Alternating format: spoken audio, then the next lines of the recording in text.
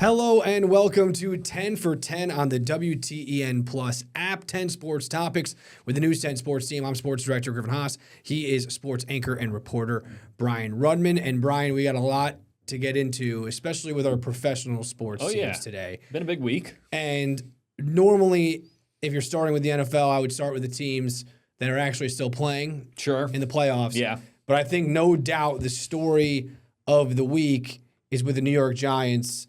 And it broke late last night, which we're recording this on Thursday, late Wednesday. ESPN's Adam Schefter reporting that the Giants and John Harbaugh are finalizing an agreement to make him their next head coach. That's still being worked on at the time of this recording, but it's done. It's accepted. Yeah.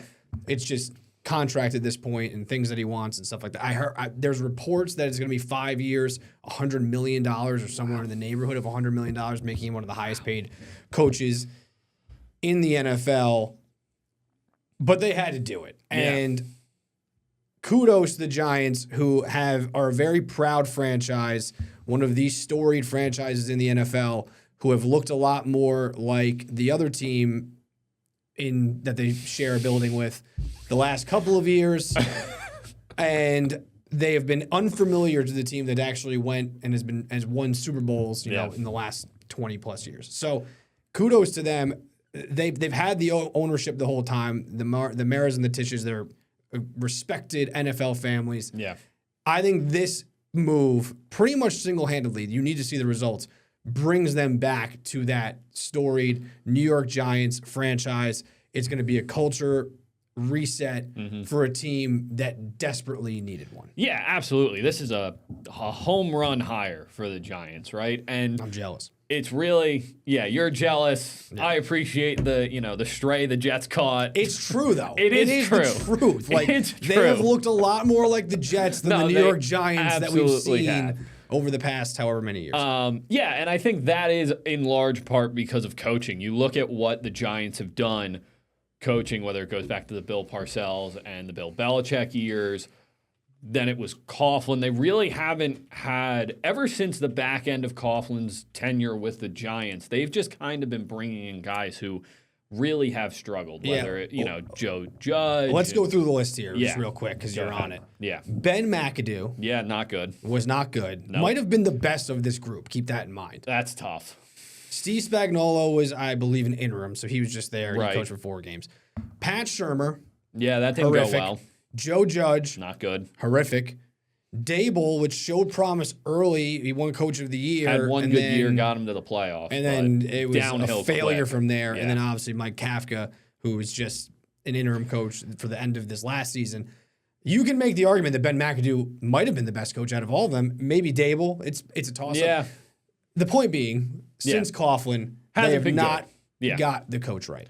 Yeah, and I think when the Giants, when it became clear that Kafka wasn't the guy, and that became clear very quickly after he became the interim head coach, really only took a week or two for everyone to kind of see this isn't the guy they're going to go forward with.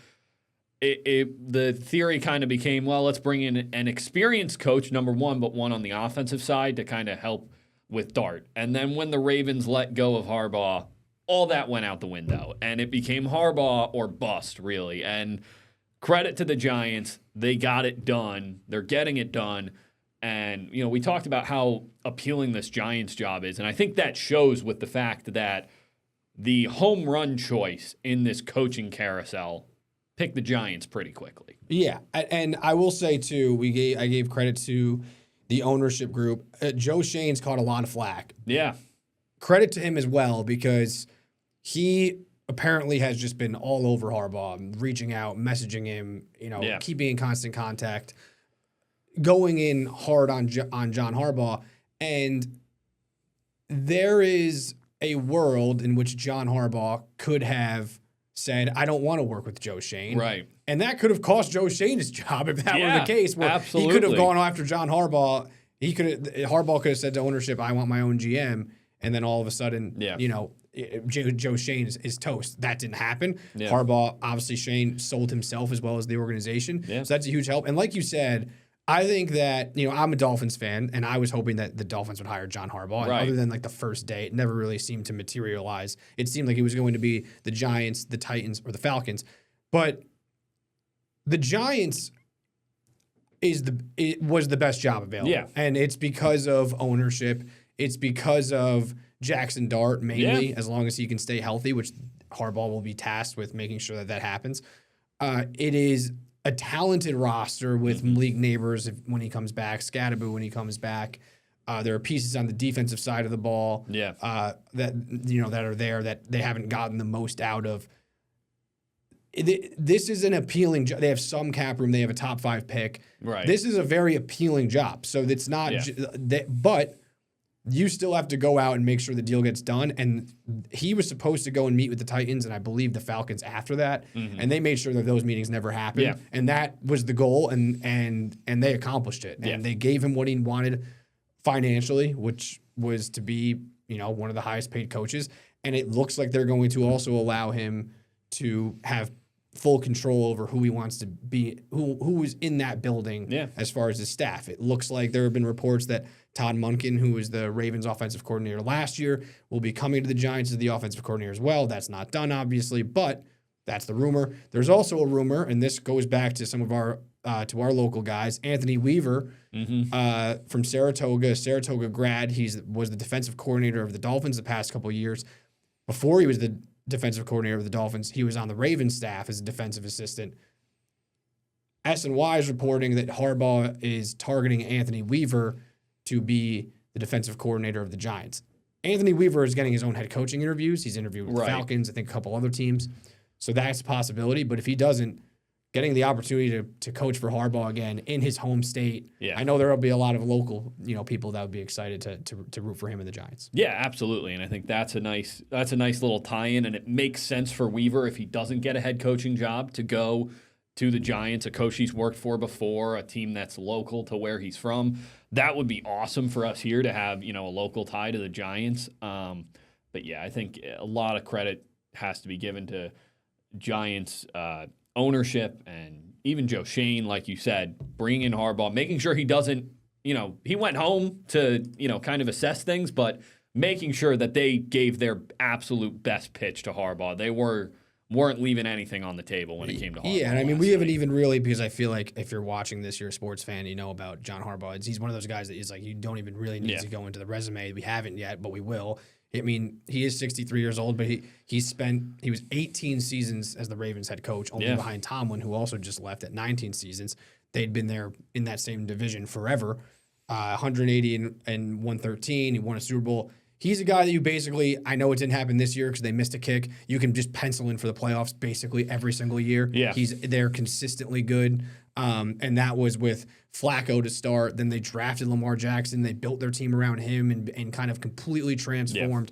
I think the thing about him and that's kind of a sentiment about this is even though he's an older coach, he's very adaptable. He lets his staff do what they want to do and adapts to newer trends in the NFL. I think you see a lot of coaches. I would actually say Mike Tomlin kind of gets a little stuck in the same ways, runs the same systems, especially on defense for Tomlin. Harbaugh is adaptable. He's a special teams coach at heart, so it's not like he has one side of the ball that he's keen on. He's just a leader of men. Yeah. And it just completely resets that entire organization and brings them to legitimacy. I think that he does that for any organization. I think he would have done it for the Dolphins. I think he would have done it for the Falcons. The Titans were an appealing job with Cam Ward and $100 million in salary cap space. I think he would have done it for anyone. And the Giants, I want to say, are lucky he picked them. They're not lucky. They earned the right to bring him in. But we saw, and we'll talk about the Patriots in a little bit, we saw the Patriots, how fast they turned it around with Vrabel. Yeah. I think that this could be very similar with John Harbaugh and the Giants.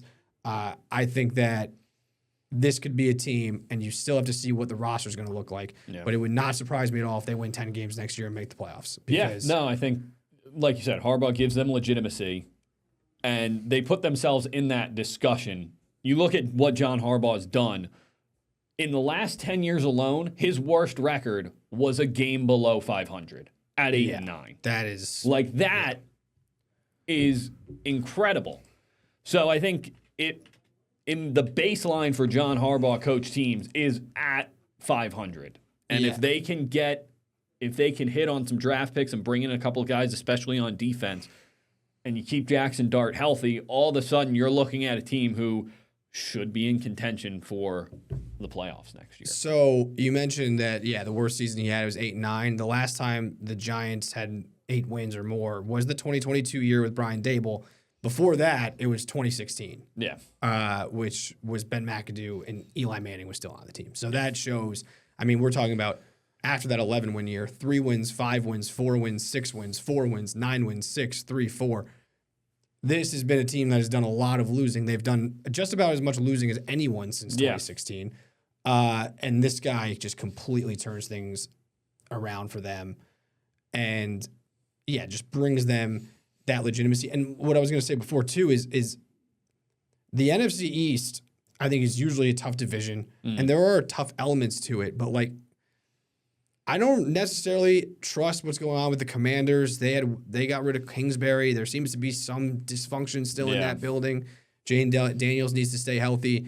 The Cowboys are the Cowboys, and they seem to just hit that. They're so up and down with Dak, where it's like they just they have a great offense, they don't have a great defense, and they're just they don't have picks now because of the Quinn Williams trade. Thank you. Yeah, so you have those picks. So they're kind of just middle of the road. Yeah. And the Eagles, while they're very good, just seem to be teetering on the edge of chaos, which I still think that they'd be the team to beat, no doubt. Yeah. But would it surprise me if the Giants have a better record than the Eagles next year, barring what they do with this record, with this roster?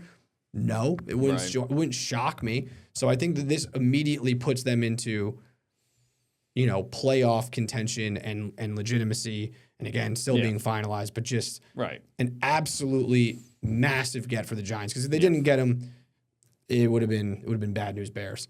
Let's move on to one of the teams that is still playing, and that is the Buffalo Bills. The Buffalo Bills beat the Jaguars last week in the wild card round on the road, an impressive win, 27-24. And that was a game in which, James Cook didn't even really get going. He had 46 yards on the ground, and Josh Allen and the Bills still able to pull that game out. Now they go to Denver. Denver, the number 1 seed, 14-3 this year. They play them on Saturday at 4:30.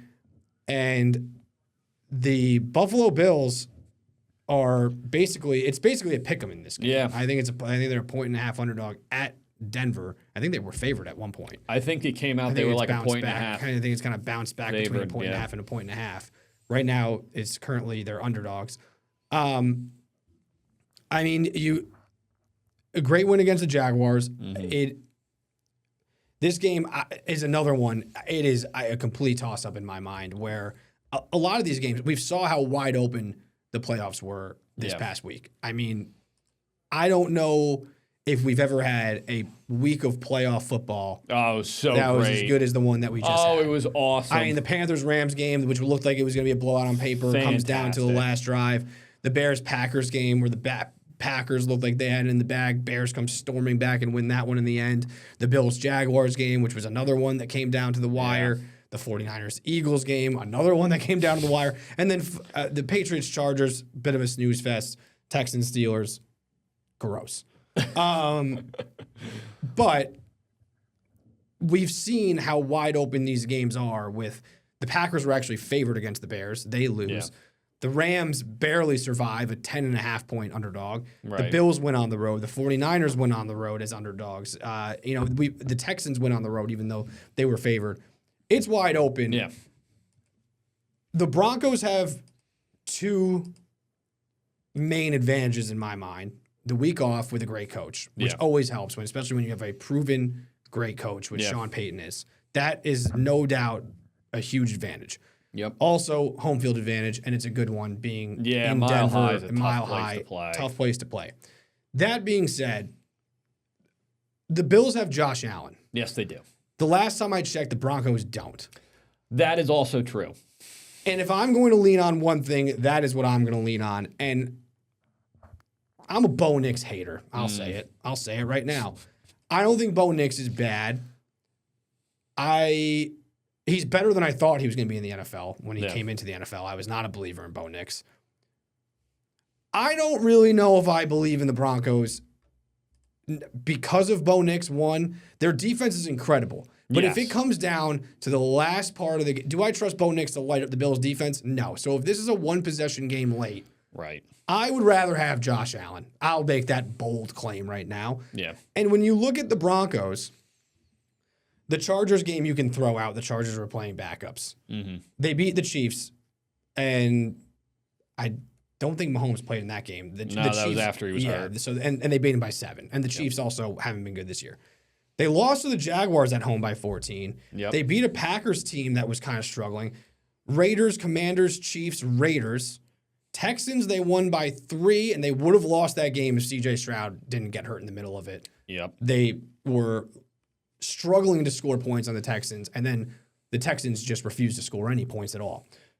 They beat the Cowboys, the Giants, the Jets, the Eagles early on when they were scuffling, the Bengals, the Titans. I don't know that they've beaten anyone that's all that good. Yeah. That's not that impressive of a run. The Texans are a great team, but again, their quarterback got hurt. The Chiefs proved to not be very good. The best team you could say that they probably beat straight up is the Packers, who again ended 9-7. It wasn't like they were the most impressive team in the world. Again, you can only beat who you play. And then they lost early in the season to the Colts, who were playing really well, and the Chargers, and then the Jaguars. Yeah. I just don't. I think that they're a little bit of a fraudulent number 1 seed. That would be my take. I think that's probably an accurate take. I think what you can say about the Broncos is that they did what they're supposed to do. They did what good teams do against bad opponents. They took care of business. They beat the Jets by 2. Just wanted to throw that out there. But listen, we don't need to go back to London where they're letting the clock bleed at the end of the first half. A miraculous, never before seen comeback to beat the Giants by 1. Yes. No, Go on. I'm well aware. They beat the Raiders by 3. Now I'm looking at it even closer. What is this? But continue. Sorry. I got distracted. It's okay, but listen, they won games. That's all you can say. They're 8-1 at home. They defend home turf pretty well. Their defense is good. The offense struggles. This team, the biggest thing, the Broncos are going to have to run the ball. J.K. Dobbins is on IR right now, so it's going to be up to the rookie. R.J. Harvey, yeah. They're going to have to run the ball. It's about, if you're going to go face a number 1 seed, this is about as good of a situation outside of it being in Denver. Outside of it being in Denver. Is what I think the Bills, they have some injury issues, especially at wide receiver, which we've known. But they haven't really been superb at wide receiver this entire year anyway. It hasn't really seemed to affect them yet. Josh Allen and James Cook are going to have to be superheroes again for this offense. I think the Broncos will find a way to put up points because, I still don't really believe in the Buffalo defense. Give them credit. They got the pick on the last drive when they needed to hold on for the win last week. We'll see. I think the Broncos are probably the weakest 1 seed we've seen in a while, but they're still a 1 seed. They're still 8-1 at home. And they're 14-3. So and they're 14-3. They're doing things 14-3. right. They're finding ways to win. This is not going to be easy for the Bills. Also, last week was the Bills' first road win in the playoffs with Josh Allen and Sean McDermott. Can they repeat it? It's not a situation the Bills have found an incredible amount of success in the past. Granted, most of those games have been against Joe Burrow or Patrick Mahomes. I'm not going to lie to you. The more I stare at this screen, which is just the Broncos' schedule and results, I don't like the Bills. I love the Bills. Nah. I came in here, I think I said at the beginning of this segment that this is a toss-up. You said and it still very well could be. It's still going to be a close game. I think that I love the Bills. I love the Bills because if you look at this, throw out the Charger game, which again was against Trey Lance, stinks. Mm-hmm. Which again, they scored 19 points. Yeah, they didn't. Yeah, against the Chargers who weren't playing everyone. The offense has been a problem. They've scored 19 points, 20 points, 20 points in their last 3 games against the Chargers, Chiefs, Jaguars. Again, it came down to the last second. Patrick Mahomes got hurt in that game. The second game, I believe, right? I think it was I don't think that was. Oh, no, he got hurt in the first game. He got hurt in the first game. He did get hurt in the Chiefs. Oh, no, Chiefs-Chargers. Yeah. Throw all of that out. Throw out what I just said. They beat the Chiefs with, I don't even know how to say his name, Chris Oladukin, whatever his name is. They beat the Chiefs with their backup. 20-13. Yeah. With their third string, because Gardner Minshew didn't even play. Minshew also got hurt. It came down to the very end, and the Chiefs had the ball. Yeah. The Jaguars beat them pretty handily. The Packers, technically a one-possession game because they won by 8. The Raiders, they beat by 7. They beat the Commanders 27-26, and that was Marcus Mariota, and that game went to overtime, and the Commanders went for 2. Yeah, that was the stop 2 and had the conversion. chance to win that game. Yes, they did. The Chiefs, they beat by 3. They beat the Raiders by 3. They are the worst team in football. They beat the Texans by 3 with Davis Mills. They beat up on the Cowboys. They had the miraculous comeback to beat the Giants. They beat the Jets by 2, and they beat a struggling Eagles team by 4. In football. At the very least, what that tells me, this is going to be a one-possession game. Yeah. And if it's a one-possession game, I will take Josh Allen. I think the key is on this defense, they have to get James Cook going. They can't have 48 rushing yards with James Cook and win this game. They did it against the Jaguars. I don't think that they can do that again. That being said, Josh Allen could throw for 400 yards because that's how good he is. Yeah. But I don't think that they could do that. I think it's a good sign for the Bills that the Jaguars, also a phenomenal defense, and they found a way to get it done. But yes, you're right. They need to establish the ground game, and they need to control the ball, especially because the Bills are on a short week. They played Sunday. This game is Saturday. The Broncos had the bye. This Broncos defense is going to be fresh. It's in Mile High. There's a real chance that if the Bills can't control the clock, that their defense gets worn down late in this game. We got to take a quick break, but when we come back, we have Patriots and some Jets news.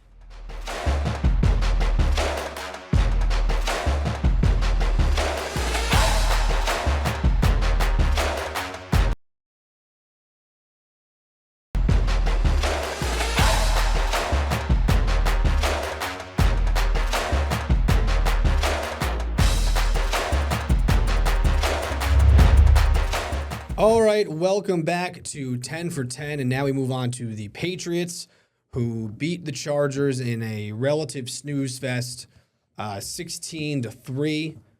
Their defense was phenomenal. Oh, it was incredible. I mean, the Chargers' offensive line obviously has its own struggles. Yeah. They struggle to protect Justin Herbert, who also, I mean, the Herbert defenders will say that he got hit a bunch, but he also didn't play particularly well. I thought Drake May was good after that first turnover, which wasn't really his fault. It was a tip ball. Yeah. They ran the ball pretty well. Really with 29 carries, 146 yards. Just a real take care of business win. Yeah. And it was like, 9-3 going to the fourth quarter, and it felt like it was a 15 or 14, 21-point game. Like the Chargers just really had no life. Yeah, you felt like the Patriots defense had been so good and so suffocating of the Chargers offense that LA it felt like they didn't have a chance, even though they were down by just 6 points. And it was 3-3 with they hit a field goal at the end, the Patriots, to take the lead as time expired going into the half. So but it didn't feel like that the whole time. It really didn't. It felt like the Patriots had complete control of that game. So I think that was good for the Patriots.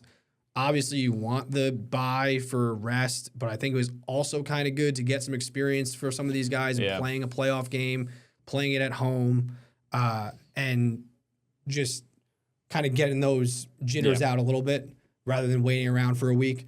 Now they get a Houston Texans team that just absolutely dismantled the Pittsburgh Steelers 30-6. And honestly, that was another game where it was, again, 7-6 heading into the fourth quarter. Yeah. And it felt like the Steelers were down by 1 million. It felt like that game felt, I don't know if I agree it felt like 1 million. I felt like the Texans were significantly better, but they kept shooting themselves in the foot. It felt like 1 million because that, and also there was just never a threat of the Steelers scoring. Yeah. They kind of moved the ball a little bit on their first drive and got a field goal, and second quarter they got a field goal, but they also it was a turnover. It was 8 plays, 4 yards on that drive. Yeah. So they never, outside of that first drive, which was 58 yards, they never drove the ball. They just didn't drive the ball. And obviously Tomlin steps down, which has its own repercussions, and Aaron Rodgers is probably done, but that is not why we're here today. The The Texans' defense is terrifying. Yeah, it's a really good unit. It's really, really good. This is going to be another slugfest for the New England Patriots, and we saw them just win a slugfest, so they can win that kind of game. This is a game where they're going to have to be able to run the ball because they cannot get into 3rd and long situations against Will Anderson and Danielle Hunter and the rest of that Texans pass rush. They're too good.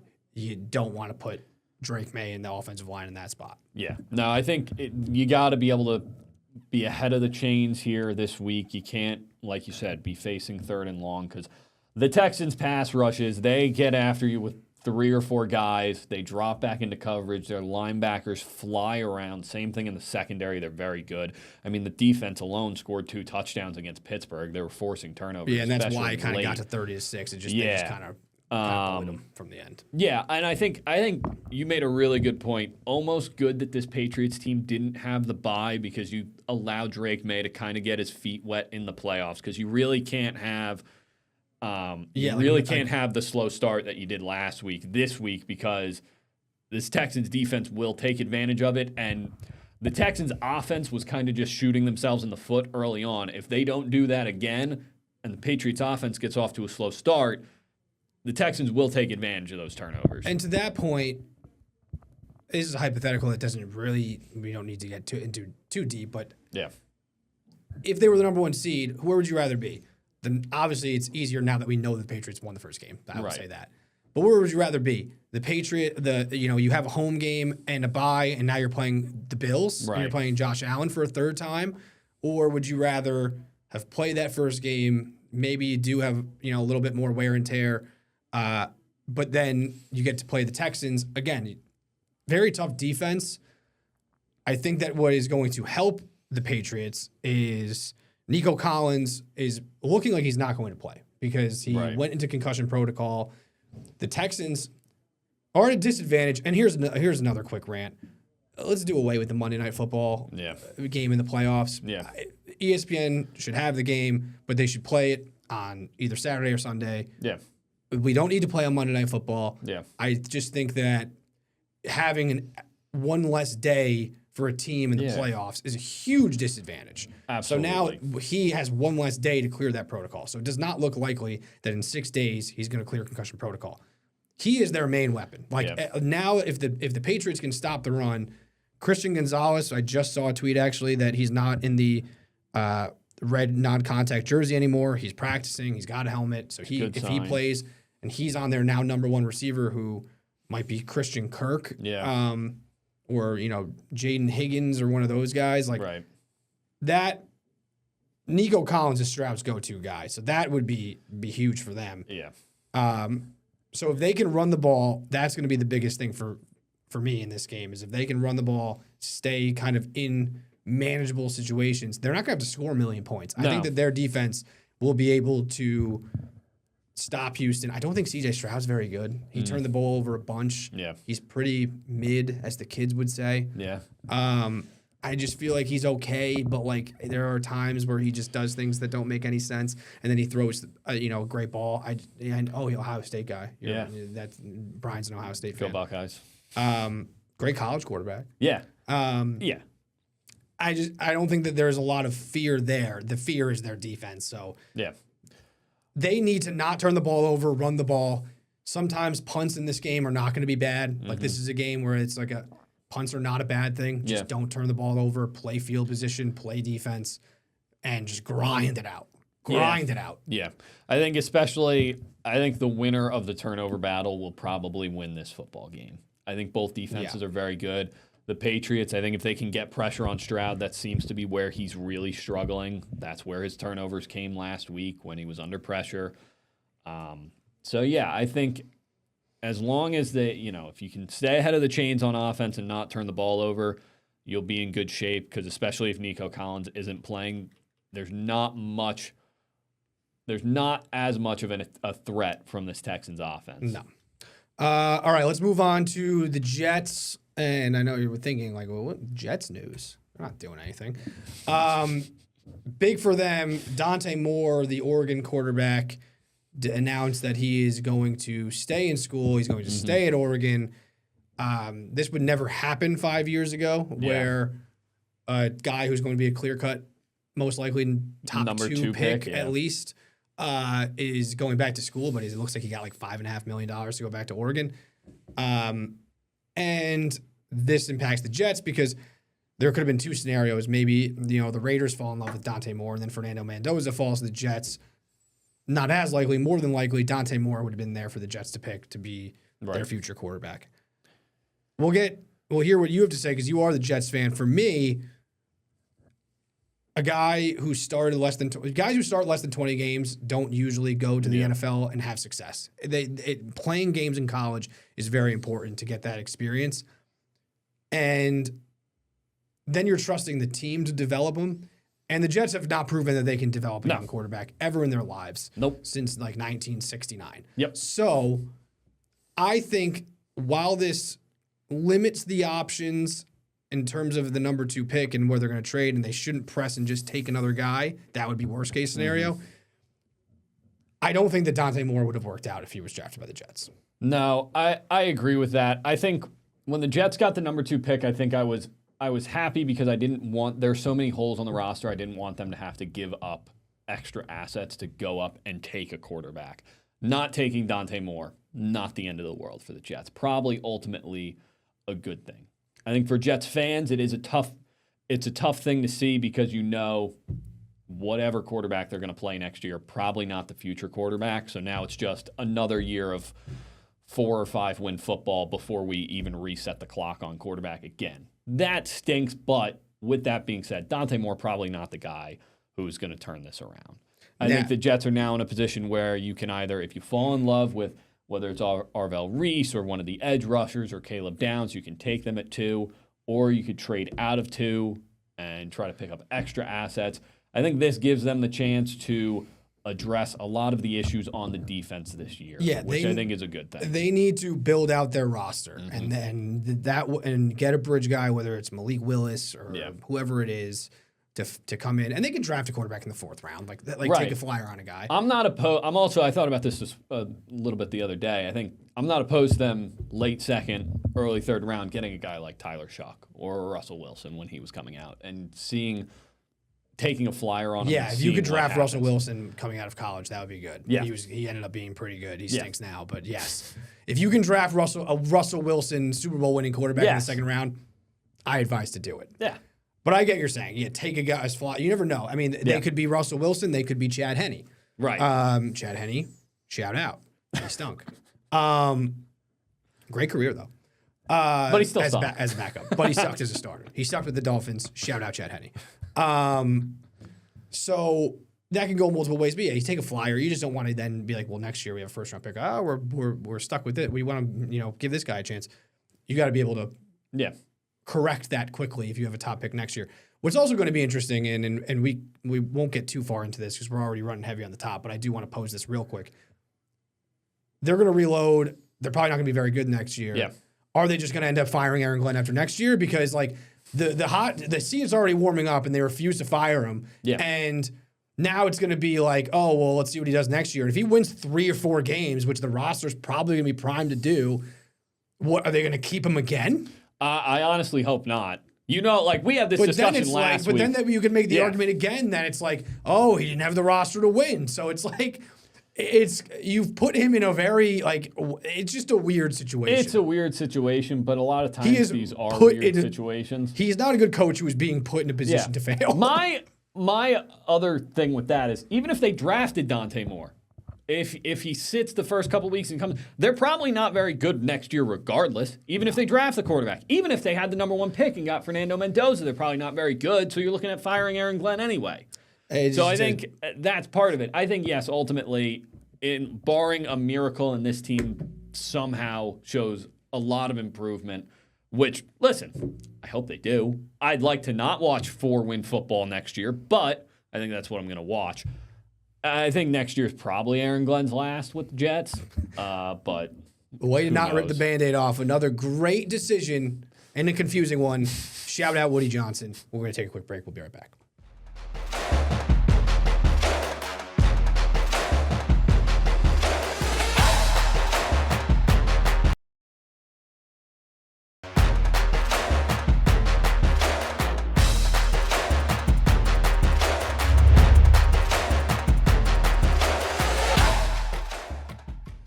Welcome back to 10 for 10. In full disclosure, we're actually redoing this baseball portion. This is because we had re-recorded. breaking news Yes. for the baseball segment, which we will get to next. But first, we're going to start with the Boston Red Sox. Yeah. Because out of the Mets, Red Sox, and Yankees, they were the only team outside of the Yankees trading for Ryan Weathers, minor move, to make moves over the past week. A split week. Yeah, up and down, definitely. A split week for the Red Sox. So Alex Bregman, who really became a cornerstone of the franchise once they decided to move on from Devers in favor of Bregman. Yeah. They let him walk to the Cubs for 5 years, $175 million. They then respond in a way by signing Ranger Suarez, a starting pitcher, great for the rotation, slots in as a number 2 arm for 5 years, $130. Normally, I think on its own, that move would be one that Red Sox fans would be super psyched about. Yeah. But I think the Bregman move slightly overshadows that. Yeah, absolutely. I think in isolation, the Suarez move is fantastic. I mean, you could at this point put the Red Sox rotation up against almost any rotation in baseball. Not only do they have the ace, but they have they're good in the middle and they have a lot of depth. Yeah. Especially now with Suarez. That's great. It's a good signing. It's what Red Sox fans want to see them do. The Bregman one stings for a couple of reasons. One, at this point, you got rid of Rafi Devers for the sake of a season, an injury-riddled season to a certain extent of Alex Bregman. He missed a significant amount of time. You only had Bregman for 1 year. And given the way that his contract was structured, you knew he was going to go into free agency. Mm-hmm. And so it's frustrating that Breslow kind of just messed up everything with Rafi Devers for the sake of bringing in Bregman for a year. Once they traded Devers, Bregman became priority number 1, had to re-sign him. Now, is this contract overpaying Bregman? Maybe a little. He's 32 years old. I still think he'll be productive in his last season, his age 36 or 37 season, whatever it is, when in his final year with Chicago. But I think it became a must for the Red Sox because right now this lineup's thin, and it's just embarrassing that Craig Breslow pretty much seemed a little too cocky that he was going to get him back to believe that Bregman had another deal on the table. There were reports that he didn't believe Scott Boras when Scott Boras said that we have another deal for more money, and he got to call his bluff, and Boras was like, go take it, and Boras did. And I think that is the biggest disappointment for Red Sox fans is they have always, since our sports fandom hit its peak after 2000 or so, they have been kind of a premier franchise in the sport. And the last 5-ish years, 5+ years, they go dating back to really the Mookie Betts deal. Pretty much since 2020. They have not acted like that kind of franchise. They have done things that are bordering on dysfunctional, and I think they make decisions that leave you scratching your head. And the way that they do business is one of my biggest things. Not only the moves that they made, but the way that they move, the way that they make them, where they weren't honest to Devers about Bregman. They said he was going to play second base. He never played second base. He always played third. Ruined the Devers relationship, who was a cornerstone of your franchise. Traded him away. Okay, then now we have Bregman. They completely botch. They also said they were going to win now move that didn't really make a lot of the moves that people wanted them to make at the deadline. Then, they don't bring back Bregman. And then, of course, we go back to Betts as well, different ownership group or different front office. Yeah. But again, moves that are, you just can't make, and the way that they're handling themselves has not been ideal. And I think, and one of the things is they asked for the no trade clause, and they said, we don't do that. They've done it for other guys before. They've done it. They did it for Pedroia. They've done it for other guys. I think they did it for Sale too. I think he has one. I think Sale had one as well, So you can't say that you don't do it. Yeah. And if you're Alex Bregman, you look at how they've treated their stars, Rafi Devers and Mookie Betts, namely. Yeah. Why wouldn't you want a no trade clause? Especially if you want to know that you're staying in one place. Because, he's talking at his press conference about Chicago. He loves to know that he's staying in Chicago. He's got young kids. You can't blame him. There's life outside of baseball for these guys, right? It's their job. They have a life outside of it. So that was disappointing. And before we move on to into the next one, we should quickly touch on Suarez as well, because it overshadows it. But at the same time, I do think it was a lot of money. I will say that. But Suarez is a great postseason pitcher, and he's going to pitch almost every turn. He's a guy who's going to give you a lot of innings. Yeah, I think it's huge for the Red Sox. It takes a lot of pressure off the back end of it. And when you look at the top of their rotation, you're looking at now top 3 pitcher in baseball and Garrett Crochet, and a guy who I believe he led the league in innings pitched last year.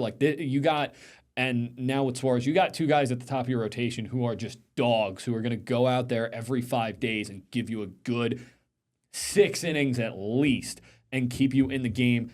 And it takes pressure off Sonny Gray, Brian Bayo, and whoever else they have to round out that rotation. And it sets you up very well for the postseason, when I think this lineup leaves something to be desired right now, but I still think the Red Sox are a postseason team right now, even if they don't add to it. And when you get to October, pitching is absolutely huge. And right now, you'd probably stack the Red Sox pitching rotation up against almost anyone. Now let's move on to the next news, the breaking news tonight when we're recording this on Thursday night. And my question is, does anything that we just talked about even matter? Because not to you. No. I mean, in general, and I'll explain that point. The Dodgers signed Kyle Tucker, not the Mets. The Dodgers, at first, when I first saw it, let's just touch on this as a Mets fan first. Devastated. You know, I'm not even the biggest Kyle Tucker guy. I went into this offseason thinking he's probably going to get overpaid. He doesn't have like the peak of the peak seasons. He's just really good consistently, except for the last 2 years where he's been a little beat up. So it might be an overpay, but once you lose Alonso, you're just trying to get the best person on the market. So I talked myself into Kyle Tucker, and when I saw Dodgers, it made me enraged. It made me a little less mad when I found out that they were paying him $60 million a year. 4 years, $240 million. The Mets put a good offer out there, 4 years, $250 million a year. Can't really blame the Mets for losing that battle. The reason why I asked, does any of this matter, is because the Dodgers are now so good, and they were already significantly better than any team in baseball last year, with Ohtani and Betts and Freeman and Hernandez and all of these guys, and the pitching as well. Yamamoto, all of them. Snell. You can go on forever. Glasnow. Now they add Edwin Diaz, the best closer in baseball, and their only other really hole, if you want to call it a hole, was in the outfield, and they fill it with a 4-time All-Star. So my question is, what moves can any team in baseball make that closes the gap on the Dodgers? Yeah, I mean, not many. No, actually. It's like, what's the point? What's the point of this now? And I get it. You never know. You could get to the postseason, you could beat them, or people get cold, you can get hurt, people can get injured. You never know. I understand that. But if they're healthy, they're so clearly better than anyone. Yeah. It's not even close. Yeah, I think at this point it's over 160. Like if they had like a structure like a lot of the soccer leagues in Europe where it was just like whatever the regular season was, they would blow everyone out of the water. You never know with the postseason, but they already were going into the offseason the best team on paper. They have now gotten even better. And they are that. And this could we could be headed toward a lockout. We already probably were, and now we probably definitely are because these lower market teams. How do you expect a team like we talked to KC about the Cleveland Guardians? How are the Cleveland Guardians supposed to keep up with the Dodgers?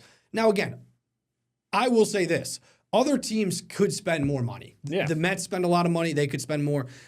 Even a team like the Guardians, they have more money than they spend. Like the teams could be more aggressive, so that's on them. I don't mean to blame the Dodgers. It is just, though, at the point where now the guys are, like, just trying to steer their way there because I think a guy like Kyle Tucker, who seems to be, like, a relaxed guy, doesn't want to go and be the guy in New York. He wants to go and be the third guy in L.A. And win. And win a championship. And maybe down the line, all these deals catch up to them and they stink. But for now, it's really hard to imagine any team with them being healthy, and you don't want to root for injury for any team competing with them. Yeah.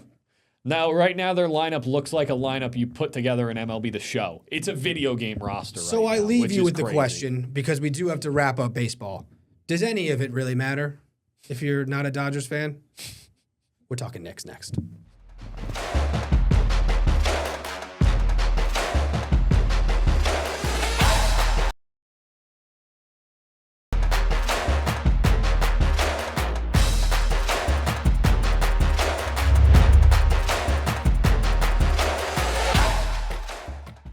All right, welcome back to 10 for 10. Like I said, we have gone heavy as we usually do on the NFL subjects and the some of the stuff in the beginning of the show. It's a lot going on. Yeah. So it's understandable.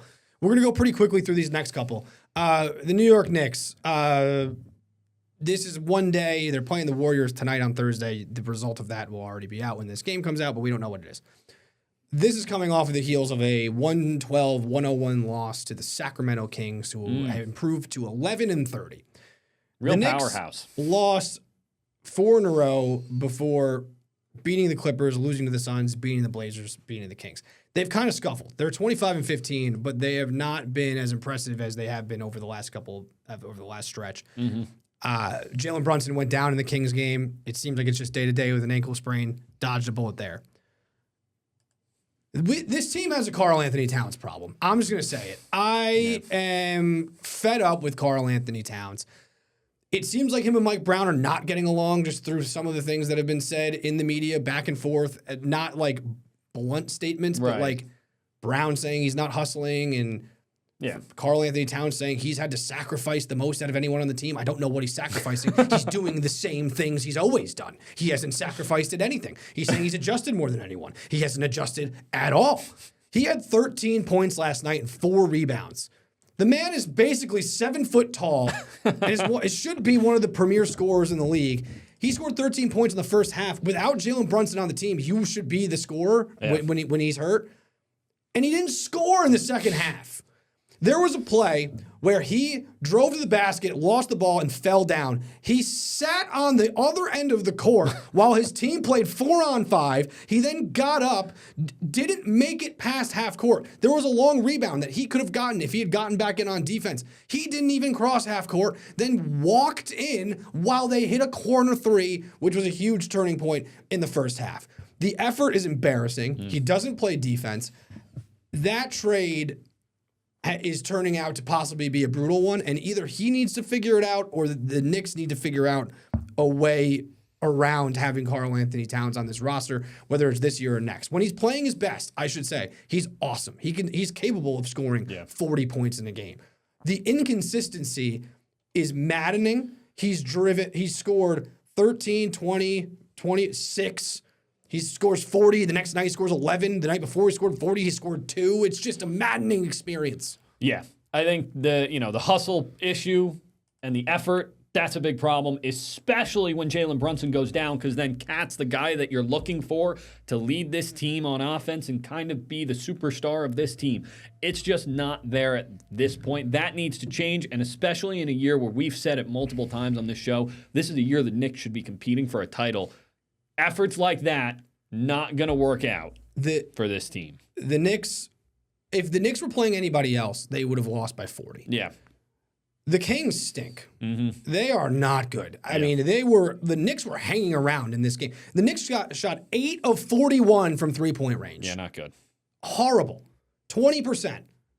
And the Kings still let them hang around for the better part of the second half. Yeah. Also, Mikal Bridges, figure it out. He was 6 of 20, 2 of 9 from 3. That trade has also been brutal. Make your shots. He's been great at times. We saw him in the Celtics series. He was awesome.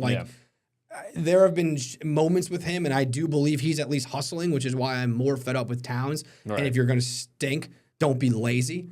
It pisses me off. So, again, he's great when he's great, and he's bad. And when he's bad, he's horrible. Yeah. We'll see if they can turn it around. Obviously, they have a lot left in the season, but they need to figure out how he needs to figure it out and how they're going to integrate him back into this game plan. But we're going to take a quick break. We'll be right back.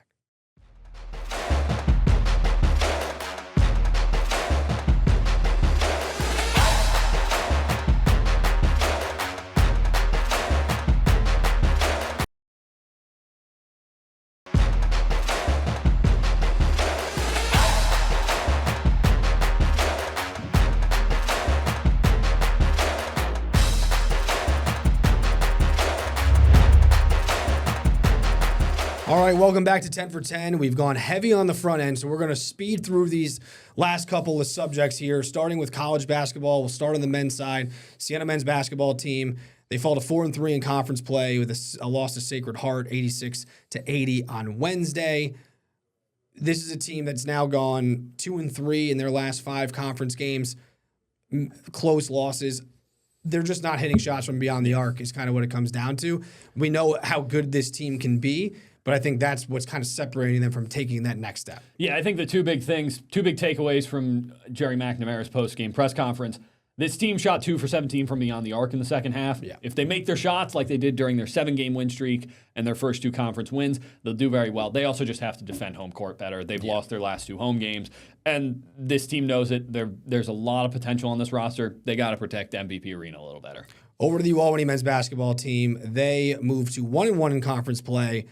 They lost to UMass Lowell on the road, which was a tough game, a tough place to play and a very good team. They come back, they beat Bryant 71-46, just absolutely steamrolled Bryant.